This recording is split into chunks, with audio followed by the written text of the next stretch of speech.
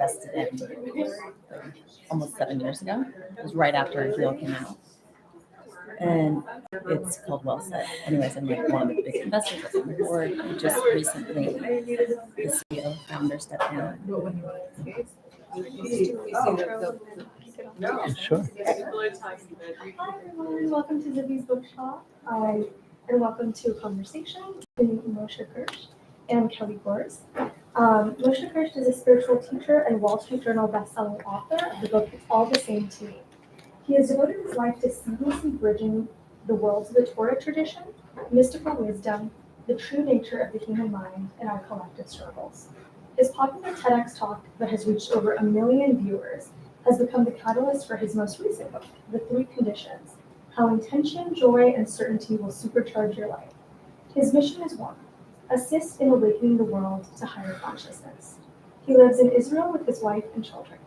For more, visit moshegersh.com. Kelly Gores is an entrepreneur, writer, director, and producer. She gained recognition for her award-winning documentary Heal in 2017, which explores the power of the mind-body connection and the body's natural healing capabilities. In 2019, Kelly authored the follow-up book, Heal: Discover Your Unlimited Potential and Awaken the Powerful Healer Within. She is also the host of Heal with Kelly, a podcast that inspires, reveals tools, and shares personal stories of the body's ability to heal. Through the Heal brand, she aims to empower people by sharing the knowledge about the remarkable ability and intelligence of the human body to expand our belief of what's possible and become conscious co-creators with our lives. And now I'll kick it off to them. We're going to do about 30 minutes of a conversation, 15 minutes Q&A, and then 15 minutes of listening.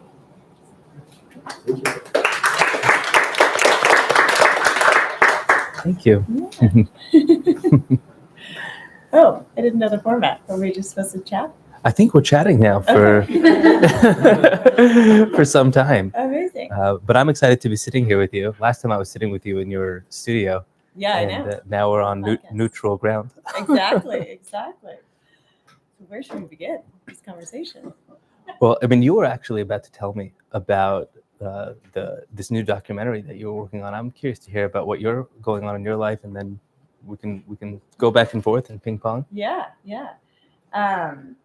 Well, I don't want to say too much because it's just like Okay. the beginning. But everybody has for so long has been asking me, when's Heal 2? Because Heal was such it left people wanting more, which is great. And I've never felt that there was going to be a Heal 2 because there's just so much, like, who would I put in Heal 2? There's so many remarkable healing stories, so many incredible teachers and masters and healers. And, with Heal, I kind of wanted to serve up a tray of what had empowered me and put all my teachers in there. And then let people find what resonates, and then they can go down their own personal rabbit hole of because there's just so much to cover when it comes to healing. I thought about doing a TV series because it's more suited for like an ongoing exploration where we look all around the world, kind of, parts unknown, but for healing. And we find, remarkable healing modalities and clinics and doctors and healers around the world doing remarkable things and just raising awareness of what's out there. And then coupling that with remarkable healing stories, which is my formula, like empower with information and meaning and understanding of how our incredible body works and what's possible, which is infinite. And then, show remarkable healing stories so that people can shift their belief around their diagnosis and say, if they can do it, so can I. Because as we learn from Heal, our subconscious beliefs and programming runs the show. So we could be consciously saying and affirming, I am healed. But if it's not, penetrating to the subconscious level, it's going to be very hard to shift things. So anyway, so the TV series is still in talks, but now I through various conversations and just, I think, flow of life, the new film idea, and something I want to explore, like Heal. When I was interviewing these people, they were all people who had taught me, like Joe Dispenza, Michael Beckwith, Marianne Williamson, Anthony Williams, like people that their work had changed my life. And so I kind of already knew their message going in, Bruce Lipton. So I knew what I wanted to ask. And it was more about just like sharing. And the cool thing about this next documentary is, and it's adjacent. It's like, it's, going to be the sister of Heal. And it's going to be an exploration that I'm really passionate and excited to go on because I want to learn for myself because I haven't cracked the code yet, but I'm determined to crack it for others. So it's around feeling and emotions and intuition and stuff like that. So that's awesome. The teaser. Okay, Yeah. I like it. That's really exciting. Yeah, yeah. So, and you, what's? I mean, we've got a lot to talk about. You're here. You have a lot going on at home. How are you staying? I mean, you're faith driven. How are you staying centered and finding joy in all of the kind of chaos and challenges and fear that's taking over your Israel and your region, especially with being a family man and having family there and wanting to protect? Like, Yeah, how are you staying sane and safe? Yeah, not to be heavy. Yeah. Sorry, I know. Yeah, it's okay. Just But you are still it's good. joyous and luminous, That's real and alive and authentic. And I was speaking to my wife earlier today, and my wife and kids are at home. My family lives in Israel, and it's like on edge, right? That's the feeling. You're just sitting there. What's going to happen next? And it's this feeling of I don't know, and that's what really this work and all the work I think in the world of spiritual growth and wellness comes back to this level of surrendering control. We have this need and desire to want to control situations, control outcomes, control how people are going to perceive us on a personal level and how things are going to work out for our bodies or for our careers. Or we so badly want to hold on to how things are going to happen. But sometimes really big things take place to remind us that, we don't have it. One of the most beautiful healing aspects of suffering and challenges is that it forces us into transcending our ego, the part of us that is locked onto that part of the world, that part of our life. So on a personal level, we're kind of pushed to the brink and pushed to the edge of sanity in that regard because we don't know, but it also allows us to step into surrender. I was thinking about it a little bit this week of like, how am I processing what's going on? Because it's not just right now, it's this whole last year has been hectic. And a few weeks ago, we got robbed. It was like intense. We went away, 3-day weekend, beautiful weekend. It was my father-in-law's 70th birthday. So him, all of his kids, the grandkids, like everybody coming together, beautiful 3-day birthday bash in the desert. And it was really nice. So everybody was on a high.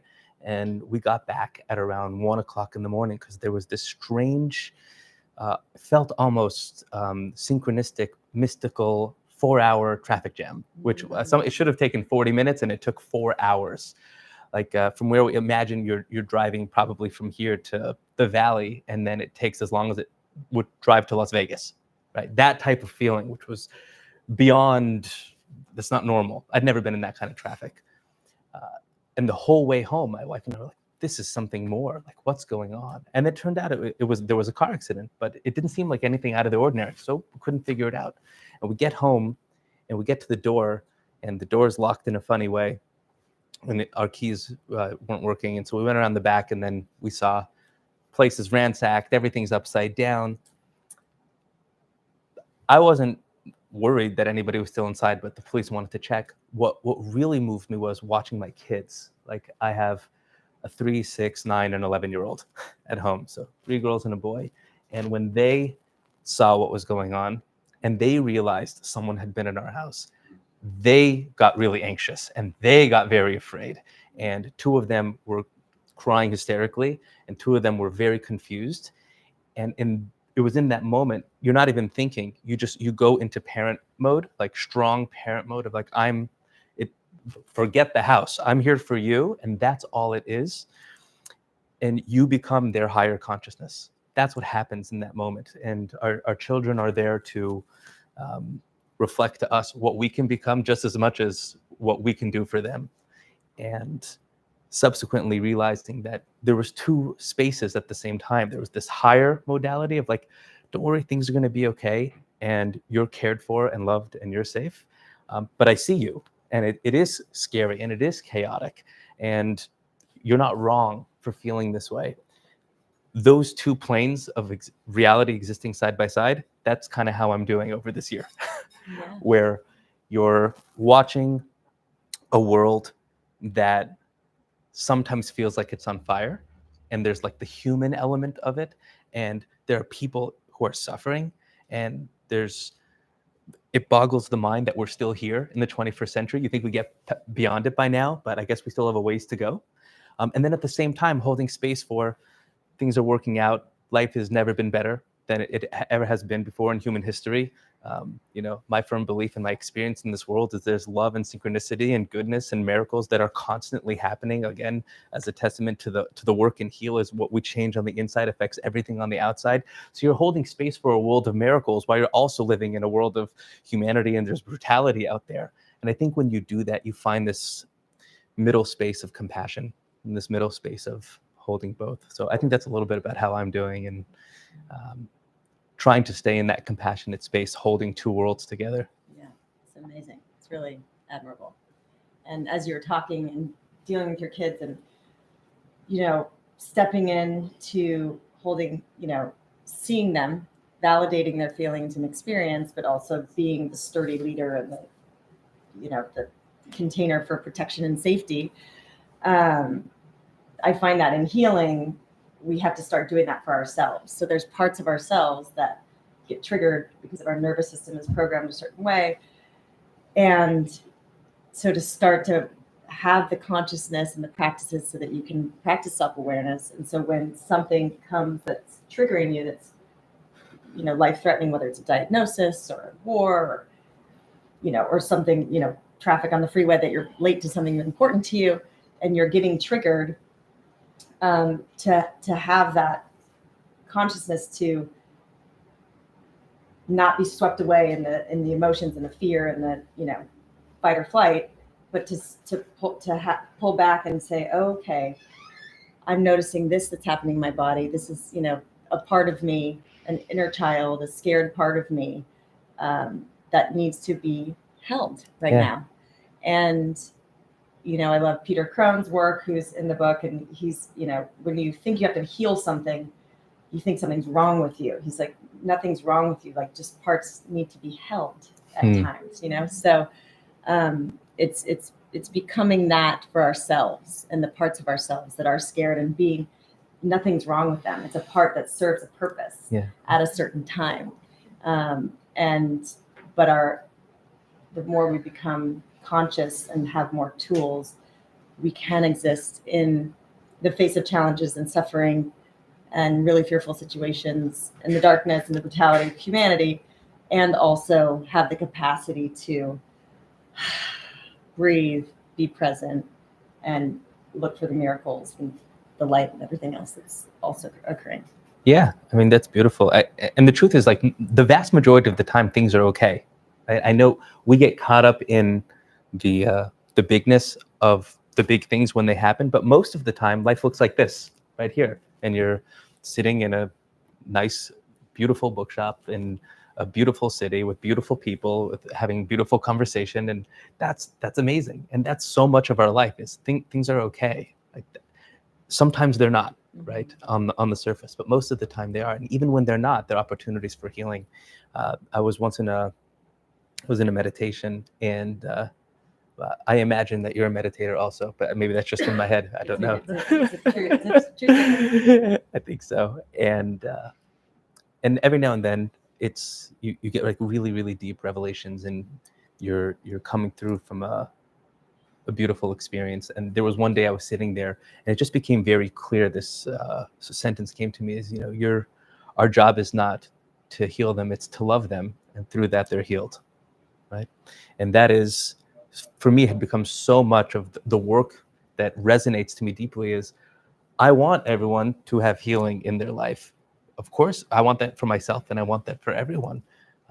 but it comes through that love and that acceptance and that holding that you said, right? When you can be there and show up for what's going on inside. One of the meditations when I work with people one-on-one, and we're walking through a challenge in their life, we'll go straight into the emotion that they're experiencing, the energy that, they'll tell me a story. Their husband did this, or their wife did that, or this happened at work. And now there's this whole story that's going on that they're hanging on to. And it's like, how do you feel? Right. And we go into that place, and the ability to say thank you to that part of yourself, and to see the fear and be able to say thank you, fear, because you're there to protect me. If I'm feeling that, and I can say that to that part of me, see it as another part along the way. And anything that we're experiencing is there because it's the body's way of telling you you need to be saved from something that makes it okay. You can come and have gratitude and appreciation for that. Almost every single time. I say almost because sometimes it goes all the way, but it always diminishes to a degree in terms of intensity. It's like you can still feel fear, but on a scale of 1 to 10, if you were sitting at an 8, which can be debilitating, if you can find gratitude even for that, and now it's a 5, we can have a conversation again. Now we can continue to move. Absolutely. Totally. I'm in agreement. Yeah. And it's that acceptance. When we resist life, like anytime someone gets a gnarly diagnosis, our first reaction is to resist what we fear. It's like, this shouldn't be this way.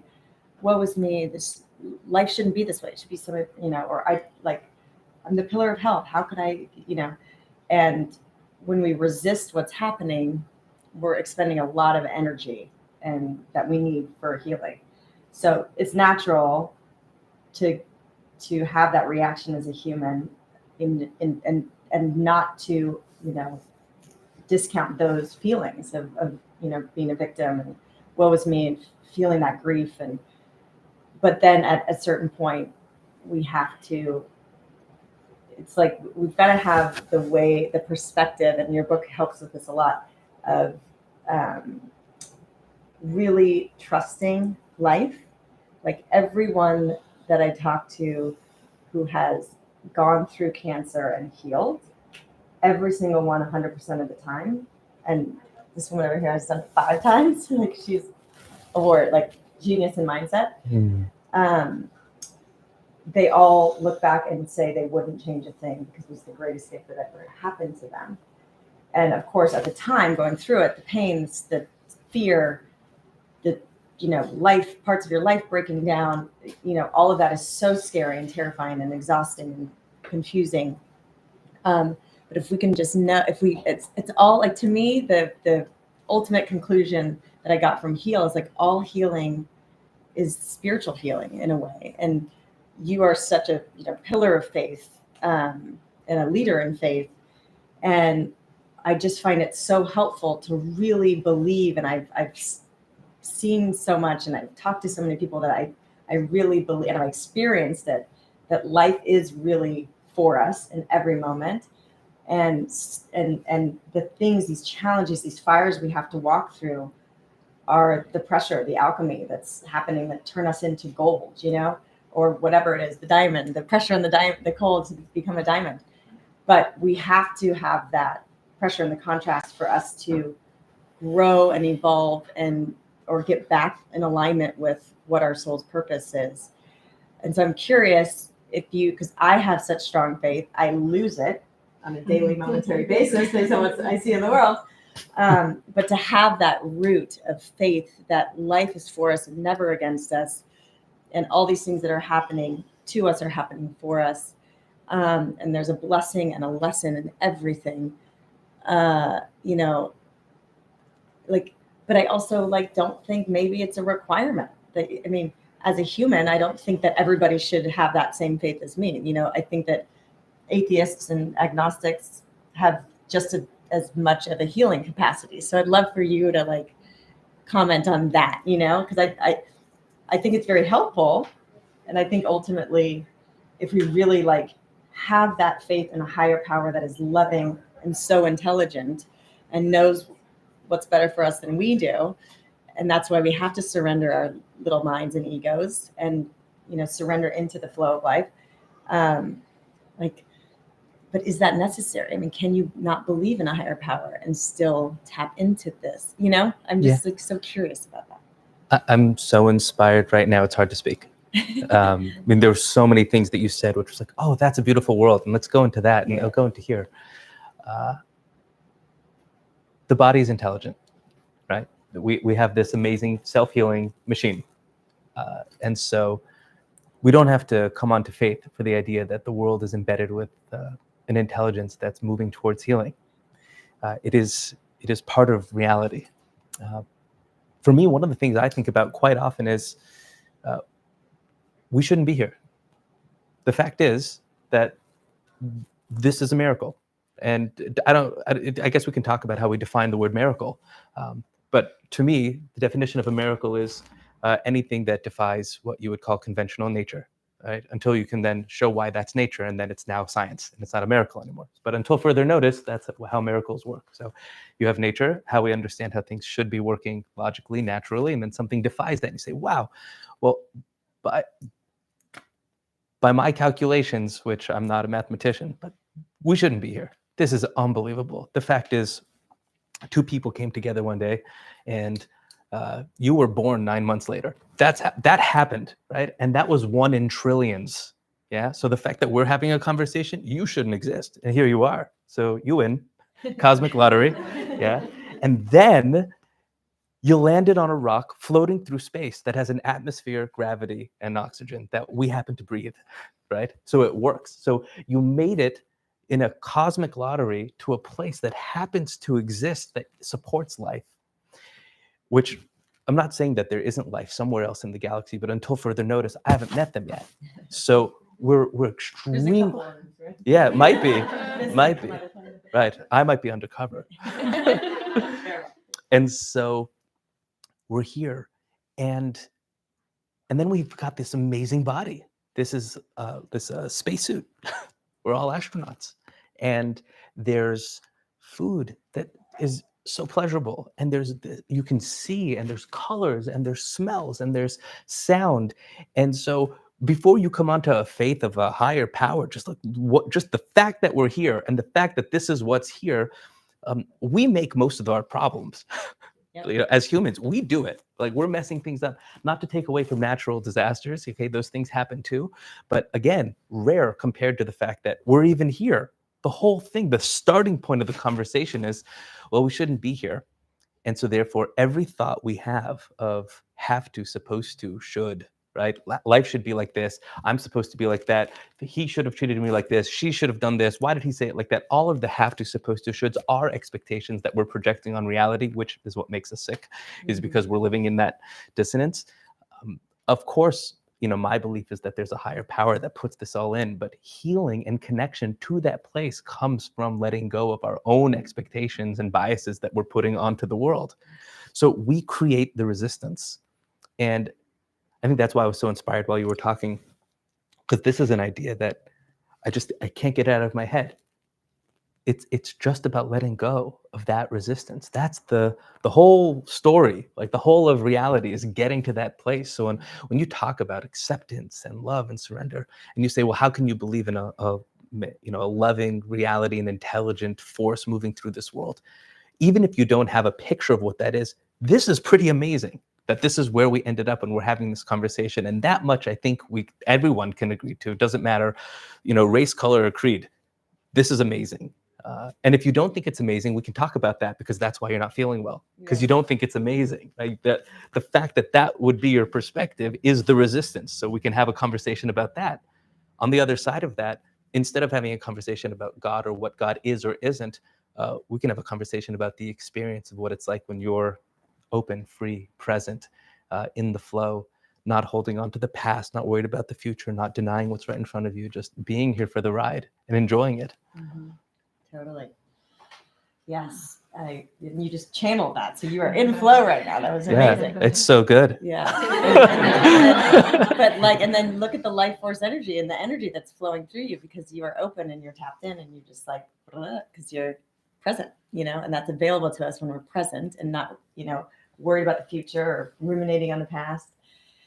And as you were answering my question or responding in such a beautiful way, it made me think like beyond it is just about that intelligence and the language of the universe. There's this like math behind it all, just down to a frequency level and energy. It's like so mind-blowing and beautiful. And then we see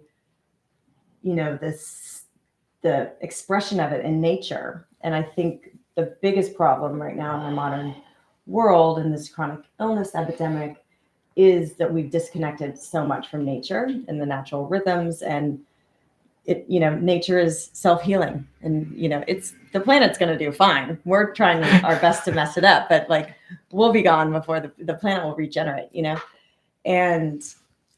but when we're disconnected from nature and we're indoors all the time and there's artificial light and we're keeping up with the Joneses and we're on screens and we're not present sitting when we're eating, and we're eating out of a box with preservatives and chemicals and but if we start to mindfully reconnect with nature and the cycles of nature, like just that alone, eating whole foods from nature as much as possible, not stressing about it, doing the best you can, getting out in nature, just being in nature and the frequency of nature, which we lose in a city. There's trees, but until we get out surrounded by trees, hiking on the beach, feet in the sand, feet in the ground, feet in the earth, like when we're there and we're just observing nature and we have that awe and gratitude, like if we can experience that awe of like nature, and nature reflects back to us, like we are nature. We've written ourselves out of the definition of nature. Zach Bush says, and he's like, literally nature is, I don't know, somehow humans are written out of nature. And like, we are obviously intricately connected with our environment. We're more, bacterial cells than we are human cells. So as you're saying that, it's that awe and trust that like we are nature. Nature knows what to do. Let's figure out how to get out of its way and how to support it and letting it do what it's doing. Yeah, that's awesome. It's funny, as you were speaking, I never had this thought before, but it came to me while you were speaking, which is like if you see an anthill, you would say, "Oh, look at you see the ant." By the way, ants are amazing. I was walking with my kids the other day, and they really are. That's it's like the ant's this big, and they're carrying a leaf like this, and they're like dragging the leaf on it's unbelievable. And so, just like side point. And so, if you see an anthill, you could sit and study it and say, like, look at nature. These little creatures are coming and putting it together, and they make this whole little thing. And inside, there's a whole world of what they've created. And you and I would look at that and say, that's part of nature for sure. And then at some point, we look at the wall and we say, well, this isn't nature. The tree is nature, and this is man-made. But if the anthill is nature, isn't this nature too? Because we created this the same way an ant created. That's what they're able to do. So in that frame, this is our nature. We do this. Ants do that. We do this. We make things. We make problems. Yeah, that's part of our nature. Yeah. And there's a dual side to who we are, and we can rise above that and move through that and work through that. And that's part of our very rapid spiritual evolution as human beings. Our consciousness is pretty amazing. Yeah, I'd love to see how anthill architecture has evolved, because I feel like as we become more conscious, we're going to start building homes that are less toxic with less, mold feeding materials and more natural lighting, and so same with food systems. Like as more and more people are starting to learn about what's possible and what fuels health and energy, like we're just going to start, and it's been happening throughout time, but I'm seeing it like making more and more doctors are going over to a functional or integrative model or, naturopathic model. So just it's just this subtle shift of evolution that's happening because of conversations like this and because of people that really just want to feel better and tap into what their greatest potential is and find their gifts through that process, through their healing journey, so that they can, share their gifts. And then we all start to just little by little shift the anthill to a much more sustainable model. Amen. Yeah, I'm just happy to be part of the conversation. Yeah. And I think anybody who's here is part of the conversation, Totally. and anybody who's watching is part of the conversation, and anyone who's ultimately going to be reading or involved in this. We're doing this together. Totally. This is a collective, and even though I know we started this conversation in a little bit on the dark side of what might be happening on the planet, my firm belief, and I think you can probably find statistics that support this, is there's a real awakening that's happening right now on the planet to ideas like this, both in the healing space, in the wellness space, in the spiritual space, in just the general understanding of what it means to be alive and what it means to be human, and how we can make the world better through our own devices, right? And so that's an exciting time to be alive. There's a great book called Factfulness by Hans Rosling. Are you familiar? No.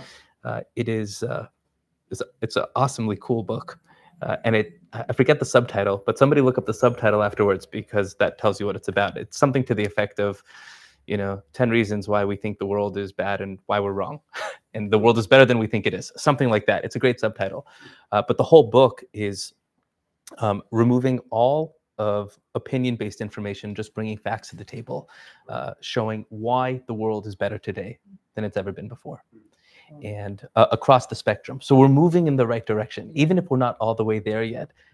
Life is getting better, right? You don't have to go that far back. You look back 200 years.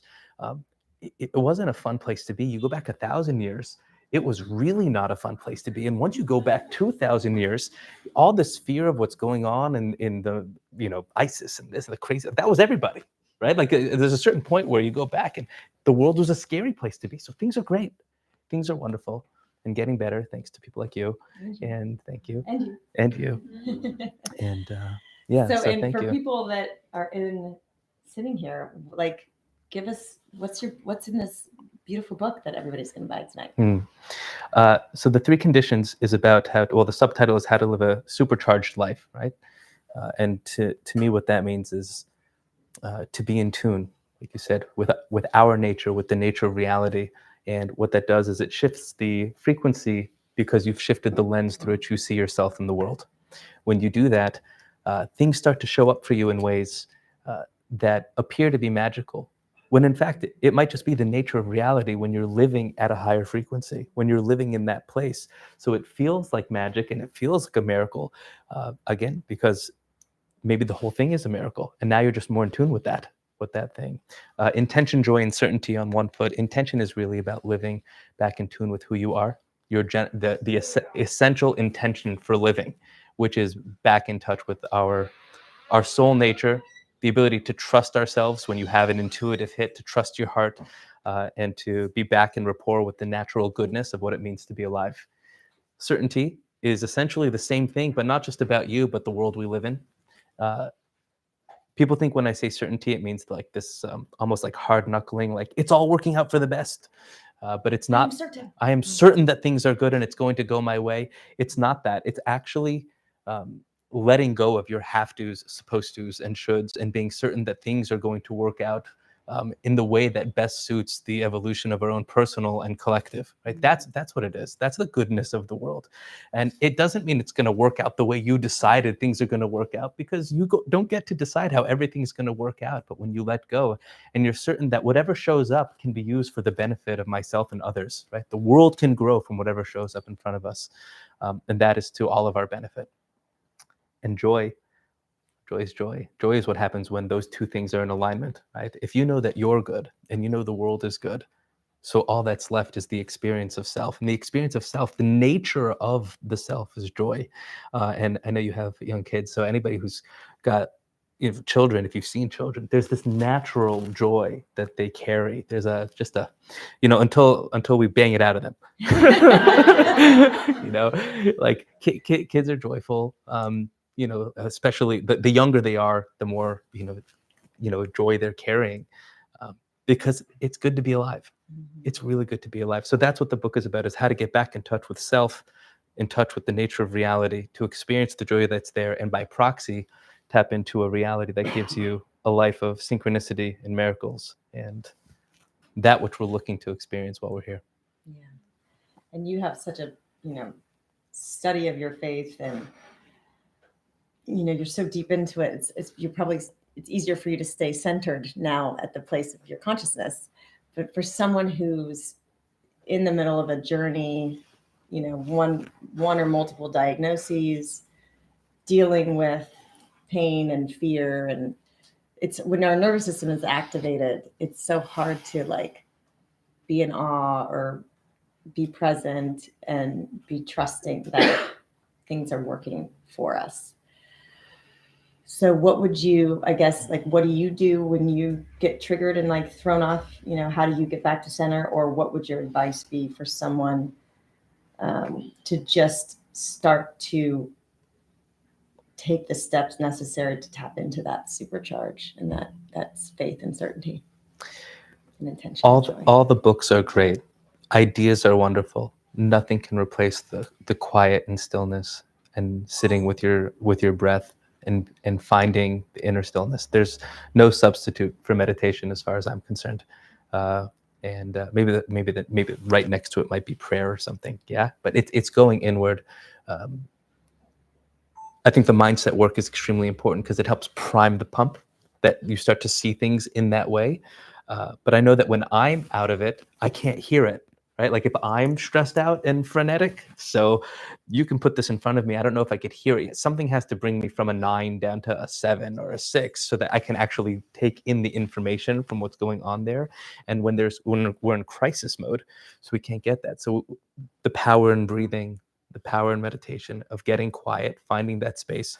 I know that's what I do personally. That's when I'm sharing with others. If we can bring a person, including myself, back to that center, then we can talk about ideas, right? Because then we can take them in. When we go into the fight or flight kind of crisis, now everything feels like it's shaking. It's unstable. The world's unstable. So we have to get stable. We have to find that place where we're grounded. That's where I'd start. Totally agree. Yeah. Same. So, do we want to open up to thoughts, questions, responses, alternative conversations? Yeah. Hi. I love the questions and discussion on, triggering. And this is something personally I've always had challenge with. Recently I've started to go on more meditation, also deep breathing work. But I find it still difficult because I think it's part of the reason is I am in the middle of if I get triggered, let's say my little brother recently triggered me, he said something really mean, it's hard for me just to take a deep breath because my emotion is so strong, overwhelming. And I'm a boxer, okay? Let me just put that analogy. Like when you're in the middle of the match, you just want to win, crush your enemy or whatever. You're saying like, okay, just like leave the punch and let it go. And it's really hard for some people like me, because my intensity is so strong emotion. So I don't know what are some technique or tools that you can share with me, where if I'm in the middle of it, it's just hard to pull it back and take a deep breathing or meditate. Let me meditate a little further. It's just really difficult. I find it, So if you have any suggestions, that would be so helpful. Do you want to start? I can. Sure. One of the things I find to be helpful when you're in it, maybe we'll take one step back. It's even better if you know that you're in situations where that's going to happen, which I was just speaking with someone the other day, and they know that they have a morning routine and they've got little kids at home. And so you have to pack the thing in the backpack, and this kid's screaming at that kid. And so you know that there's going to be energy in the morning you're going to have to deal with. So if you know ahead of time that there are people who are going to be bringing that up for you, so you can plan that in advance, that before you go into the situation, before you leave your room or before you come home, you remind yourself, remember, when it comes up, like when I get triggered, remember to look at it and say, it's just a feeling. It's just a thought, right? To hold space for it, to be okay with that, because you can just knowing that that's likely going to happen, or there's a good chance it'll happen, already makes you more conscious before you come into the situation. Now, if you find yourself in the situation and that's happening, what I find works, at least for me, is you have to be able to see it as happening in you, and it's not you, right? So if you're already so identified with it that you're lost in it, then you'll have to do the work afterwards because you're probably lost and it's gone. But if you can see it and it's separate, it's like I can stop in my mind. I can't stop and go do a meditation, but I can take one breath. And in that breath, I can say, I see you. That makes sense to me. And affirm that feeling inside of you. Be able to look at the feeling and say, that makes sense to me. You can stay. Not to fight it. Doing that, any amount of acceptance actually leads to more acceptance, not just of your feeling, but of the situation. The metaphor that they give is if I'm holding this, what would you say I'm holding right now? The table? I'm holding the table. Am I holding the whole table? No. No. So, but if you hold any part of the table, you're holding the whole table, right? So even if you can't accept the whole situation, if you can accept the part of it that you're feeling, right? So that allows you to accept the whole as well. Right? Any acceptance leads to more. Love that. Thank you. You're welcome. I was just going to say, give him a right hook and knock him out. And this is what you'd get along with my wife. Yeah, I mean, it's so hard. I have a 5-year-old, and I've read all the conscious parenting books. I've got all the tools. I still lose my shit all the time, and then I feel guilty for days. But the more you practice, and then I really have to make healthy choices in my life so that I can be more present in those situations.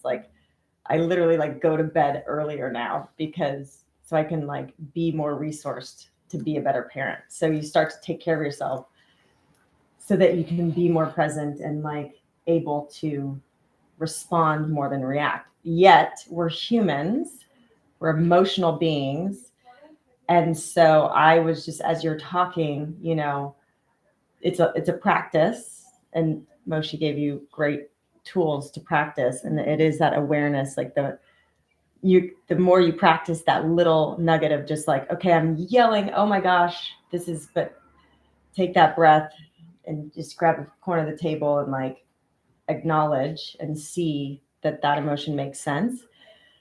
Ultimately, you'll be able to take a few breaths and go, you know what, I need to go calm down, and then we'll talk about this later. Or the first 4 times you're just going to still scream his head off, and then have to, you guys can talk about it at a calmer state later. So, that's all I'm going to say is that these little tiny subtle practices of just creating space, which is why I think meditation is so helpful, because it's like mental hygiene. We wash our physical bodies. Marianne Williamson talks about this in Heal every day. It's that's just accepted in society. With all of the inundation of information, most of it negative and disempowering and fear instilling, we have to have a mental hygiene practice. And meditation is so great for just, even if you are throwing in a guided meditation, or you just close your eyes at the beginning of the morning, cut off all the external stimulation and just breathe for 5 minutes, and maybe, focus on your breath and just breathe and just notice your thoughts. Oh, that thought hooked me. I'll let that go. It's just cultivating that stillness. And at the end of the day, when you come home, before you deal with your family, or go and just take 10 minutes to breathe and cut off that external stimulation and drop back into your body, just that practice starts to create more space, because you're just letting that mental tension go every day. And then years later, you just have more space to respond. So it's also cultivating that capacity, which also heals your nervous system over time, so that you just gain more resilience and space over time to respond better, or be a little bit more aware in those situations. But they're still going to happen even after however many years I've been meditating. I still lose my shit. So Yeah. That's what we love you. Oh, hi. That was so great. Thank you. The question is, what are some ways to let go of resistance at a conscious level, and also at a subconscious level? Good question. I love when you start, because you're so. Okay. What is resistance? let's start with that. Like, why do we resist anything? And all of resistance and attachment, they're the same thing, right? Attachment is on one side, like I'm clinging to something, and resistance is I don't want. But they're both they're the same thing, just one is the push and one is the pull. They're both forcing, trying to force something to happen. Why do we force anything to happen? So we force things because we feel like we either need yes or need no for whatever it is, because otherwise I'm not okay. Right? That's what it is. Like if you oversimplify all of the work, I'm not okay / life's not okay unless now, and then we get this need. And that's the key word, is to try to figure out um, when you're not like in the moment of the resistance, to look back in the areas of your life where you find yourself resisting heavily or attached heavily, and ask yourself, what am I needing? And start to investigate that little bit of self-inquiry. Why do I feel I'm not okay? What's not okay that this is going to help fix? And just becoming aware of it and conscious of it, for a lot of people, that does the work, right? There might be a second step and a third step behind that. But the beginning is, am I even aware of what part of me needs that to feel okay with who I am or with how life works? So that can be in a meditation, that can be in journaling, that can be in personal self-inquiry, that could be with a therapist. There are lots of different ways to come to that, but we're looking for that same space, which is what at some point along the way, my brain latched on to an idea, a belief about my okayness in this world, my wholeness, completeness. And until I can see that and become conscious of that, so I'm just going to keep playing the same program over and over and over again. You know, they say that until we learn our lesson, the universe is going to keep sending us the same message, right? So of course, louder and louder and louder. And it's true. And part of that's because until you learn the lesson, the part of your brain that's still firing that same synapse every single time, you haven't gotten over it. So every time something like that shows up in your life, it happens again. And the reason why it gets louder is because it's more frustrating, because you're like, I've been dealing with this for 25 years. Why does that still bother me? Right? So that's what we're looking for. We're looking to look for those underlying needs. I think over time, that's how you start to touch the subconscious element of it. And there's a whole nother conversation to how you can maybe directly get to the subconscious, which is, you know, there are certain meditations and certain times of the day, what state of consciousness you're in while it's happening, where you can kind of more deeply do the surgery. But it's all the same stuff, just in different modes. Yeah. Yeah. I was going to say something along the same lines of self-inquiry and cultivating that self-awareness. So when you start to have a stress reaction, you're resisting something. You know, you think it should be a different way. Traffic, like, why is this? You know, I need to get there. You start to notice it in your body and go, oh, wow, I'm having this reaction. Kind of tap into where it's happening. Is it in your gut? Like, is this all twisted? Is your chest tight? Is your neck tight? You like start to like go, okay, where in my body? And then go, why am I having this reaction? Like, oh my gosh, because I have this fear that if I miss this appointment, I'm not going to get this opportunity. I need this opportunity. Because, you know, whatever the self-inquiry back to that underlying belief about what's going to make you safe in the world. And just recently, and then you can say, is this belief true? And you can start to just in that inquiry process, you go, oh, it's not exactly true. In this moment, I'm safe.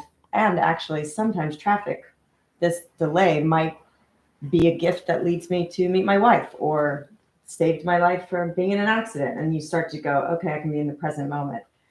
And then as you just have that inquiry practice and you could relax into the present moment, things start to shift, you know, and you start to, so that just that awareness, like you said, is the healing, and start to dilute that subconscious belief that's at the root that, you know, may have come from childhood and it served you for a time. It's no longer needed or necessary or serving you. And just recently, I went through a very stressful time based on a belief that I had about my safety and security, and all these things that I had put my safety on externally were being like falling away and breaking down and falling apart. And I'm just like, so it made me, and it's very stressful. But then I was like, okay, however, if I'm just here in the present moment, like I am safe right now, my needs are met, it just brought me into the present moment more than ever. And I'm just like, okay, so is that true that, yes, this problem still exists, but right now in this moment, I'm okay and I'm breathing. And the next moment, And so it just like brought me to this like extreme present moment. And now I'm just like, I'm not going to worry about the future. It's just going to work out. Like not, toxic positivity or anything like that, but it did like go, but is that true? Is that really true? Like, and as you start to relax into that, things shift pretty quickly. And all of a sudden, you'll understand why you're in traffic, or you'll understand why shit's breaking down. I love the word shit. I'm so sorry. Around you, you know what I mean? And then it shifts things once you shift in your body. That's awesome. Agreed. And it came, as you were saying, you mentioned like the feeling in the body. And I was reminded just to mention, I don't know if you've ever heard of, seen, or read the book Letting Go, David Hawkins. Yeah. So, I mean, that's really, he dedicated the whole book to answer that one question, right? So if you're working on that one element, obviously that book's there. And the oversimplification on that is when you just sit and this, right? I think he writes in there, the studies show that it's something like over 30,000 thoughts are connected to every one emotion that you have. And so when you have an emotion and you try to work out the thought that's behind it, like we can try to find the one that's really causing it, but there's thousands. So the other way is to actually work directly with the emotion. Like you said, seeing where is it in the body and then sitting with it in that space. And I have found that it's much quicker for people to make that transition, to actually find the place in your body that you're experiencing the energy that's moving, chest, shoulders, abdomen, belly, wherever it is in your body, and to sit it, to be with it, and to give it full space. So if it had a color, what color is it? If on the scale of 1 to 10, how intense is it? What shape is it? Or what's it called inside of you? And to see it, and then to be able to hold space and say, yeah, you can stay.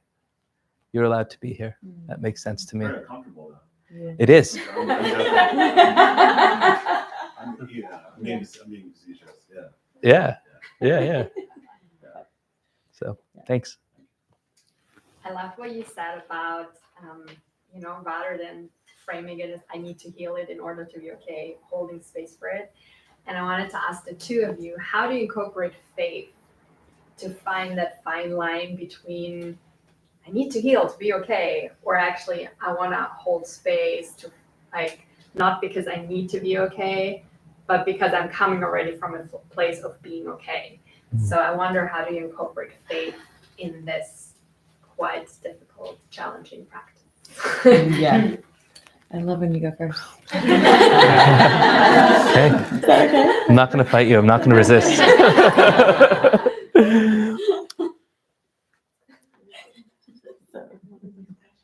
I think if I can I reflect the question back to make sure that I understood? Yeah, of course. Is the question, how do I create space for the emotion or the resistance, whatever it is that I'm feeling, but coming from a place of I'm okay? Or is it, I'm having a hard time understanding the question. I followed it, but it didn't land for me. Yes. It didn't land for me. Okay. So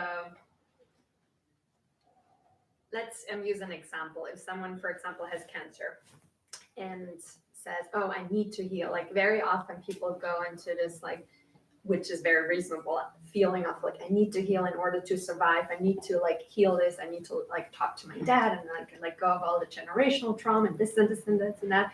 So it comes from a place of scarcity. It comes from a place of desperation and need. How can people, when they're really in the mode of survival, which is clearly also survival, like also like medically, move into the place of wholeness and actually coming from a place of trusting and faith and holding space? Is that maybe a little bit more? Thank you. That was lucid. Yeah. Thank you, and deeply appreciated. So sometimes the world throws things at us, these curveballs that we're not ready for, we're not prepared for. Now we're forced to deal with things that we didn't know we were going to have to deal with. And in the beginning, Thank God we have survival mechanisms inside. That feeling of need to like, I'm going to do everything to take care of this, right? Whatever this is.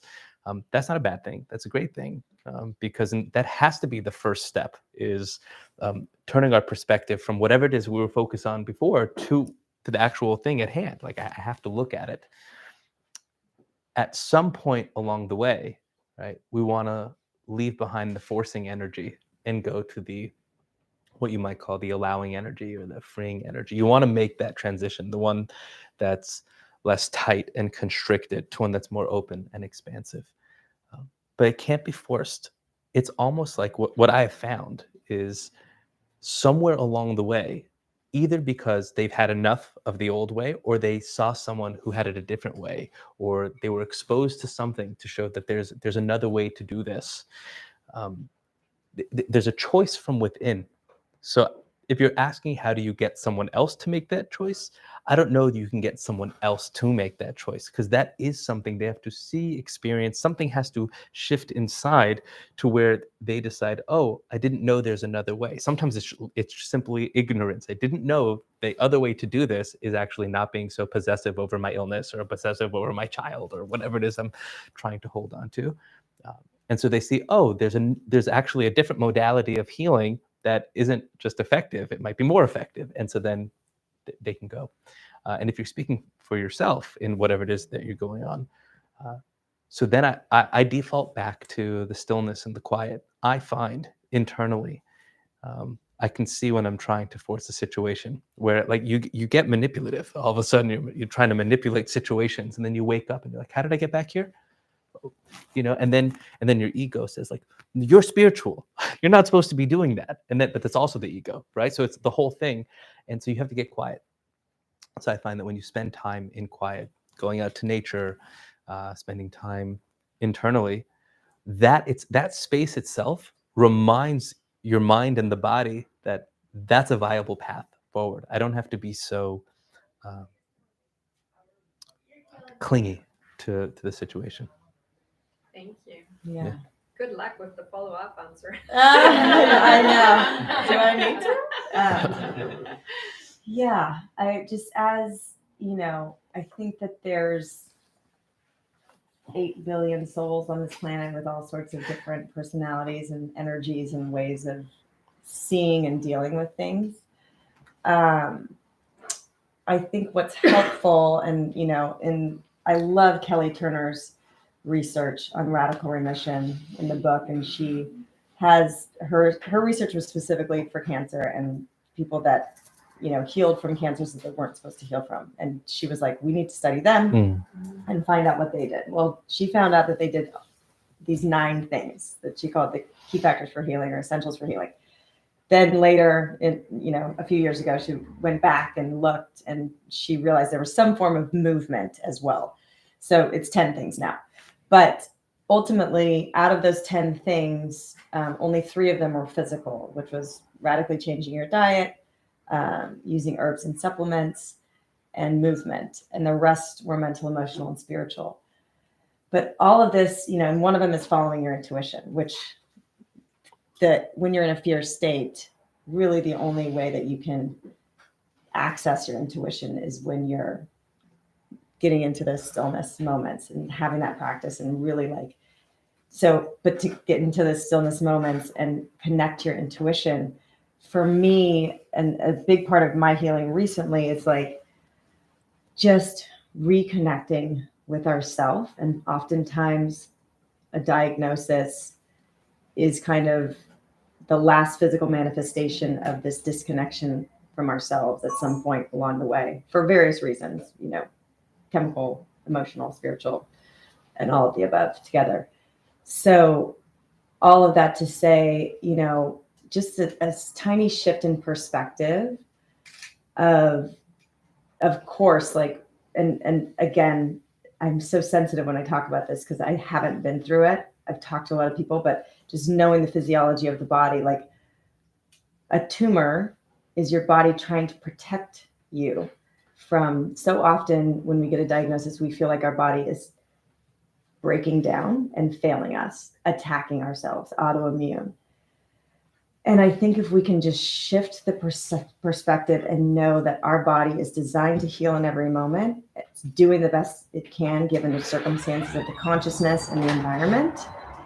And it's our greatest ally, and all it's been trying to do is speak to you in the most loving way. We are just like naturally resilient. And if we have a diagnosis, it's because we've overburdened somehow the system and it can't do what it's meant to do. And it's screaming out to us through symptoms. And it's trying to work with us, us meaning the consciousness, the higher self driving this meat suit. And so just that gentle shift in perspective of like, okay, we're in this together. Let's that's the self-love piece. And oftentimes when we get this diagnosis, there's this disconnect between us and our physical bodies, and there's this breakdown, and there actually has to be this like acceptance, this understanding and surrender that there will be a gift on the other side of this, and this is waking me up to some sort of disconnection or imbalance in my life, and we're in this together, and like hold hands with your body, with your cells, and doing it together rather than like, fight against it. Because just that subtle shift in energy is so self-loving and so reconnecting of the entire system that perception, I think, shifts things on such a subtle but then profound level, if that makes sense. Thank you so much. Okay. Question.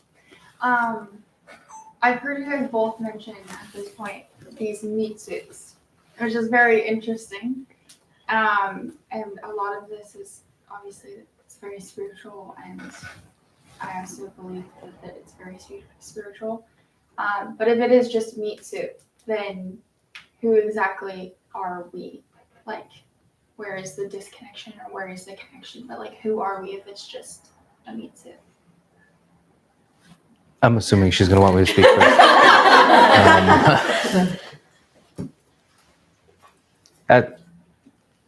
That's probably up there in the top 1, 2, or 3 most profound questions you can ask. Yeah.